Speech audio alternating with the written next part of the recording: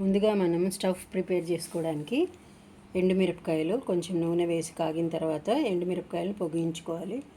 అది పొంగించిన తర్వాత శనగపప్పు, మినప్పప్పు, మనం చేసే ఫ్రైకి ఎన్ని కాయలు తీసుకుంటున్నామో దానికి ఎంత స్టఫ్ కావాలి అనే అంచనాతో కావలసినన్ని శనగపప్పు, మినప్పప్పు వేసుకొని వేయించుకోవాలి. మిరపకాయలు వేగిన తర్వాత 1/2 కప్పు దాకా ధనియాలు, ఆ తర్వాత 2 టేబుల్ స్పూన్లు శనగపప్పు, 2 టేబుల్ స్పూన్లు మినప్పప్పు చాలు. శనగపప్పు, మినప్పప్పు కూడా వేయించుకొని తర్వాత పల్లీలు వేసుకోవాలి. పల్లీలు కూడా వేగిన తర్వాత 1 స్పూన్ జీలకర్ర వేసుకోవాలి. అన్నీ చక్కగా మంచి వాసన వచ్చేట్టుగా వేగిన తర్వాత కొద్దిగా పసుపు, కొంచెం ఉప్పు, ఆఖరిలో 1 స్పూను నువ్వులు కూడా వేసి వేయించుకోవాలి. నువ్వులు త్వరగా వేగిపోతాయి కాబట్టి ఆఖరిలో వేస్తే బాగుంటుంది. ఇవన్నీ వేగిన తర్వాత చల్లారిన తర్వాత మిక్సీలో వేసుకొని పొడిగా చేసుకోవాలి.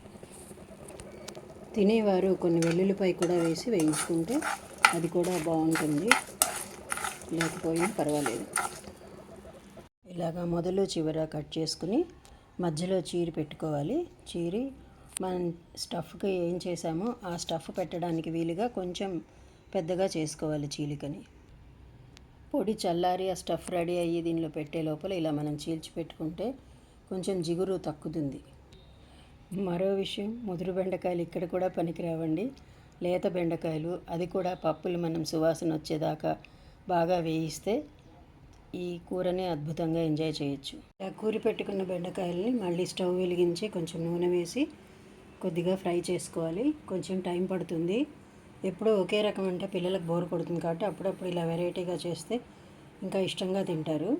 ఈ స్టఫ్లో కొంతమంది అది ముద్దగా ఉండి పడిపోతుందేమో అని ఇంకొంచెం నీళ్లు కలిపి కానీ లేకపోతే 2 చుక్కల నూనె కలిపి కానీ దాన్ని కూరుతారు, అప్పుడు కదలకుండా ఉంటుంది అని. నేనైతే అలా కూరలేదు, డైరెక్ట్గానే కూరేసాను. మధ్యలో కలుపుతూ మీడియం ఫ్లేమ్తో సన్నని సెగ మీదే కలుపుతూ వేయించుకోవాలి. మధ్యలో కలుపుతూ లైట్గా ఉప్పు చిలకరిస్తే బెండకాయ చప్పగా ఉండకుండా ఉంటుంది. అంటే లోపల స్టఫ్ ఉన్న పైన బెండకాయ స్కిన్ కూడా ఉప్పు పడుతుంది. బాగా వేగిన తర్వాత మిగిలిన ఈ స్టఫ్ తాలూకు పొడి కూడా వేసేసి కాసేపు మగ్గనివ్వాలి. బెండి ఫ్రై రెడీ.